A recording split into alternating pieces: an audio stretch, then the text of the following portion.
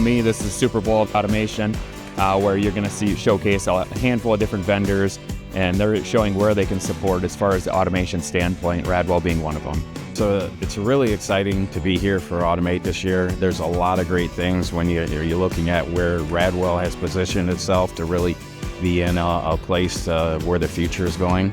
All the robotics, lots of automation and controls and things that are right in our wheelhouse. So it's exciting to be here and to be a part of it. We're your Lifecycle partner when it comes to automation. We're going to be there from the start of the process all the way to the finish of it. And the great thing about that is we can help them with new products, but we can also help them with the surplus. We can help them with the obsolete, hard to find items.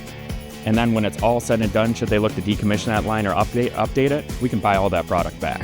From a robotics standpoint, we can help them with the robots from just when it's being placed all the way to when it needs to be preventive maintenance, when we need to do a full refurbishment. We can repair all the parts that go alongside it. We can handle all the cables, the harnesses. We can pretty much help them with the entire life cycle.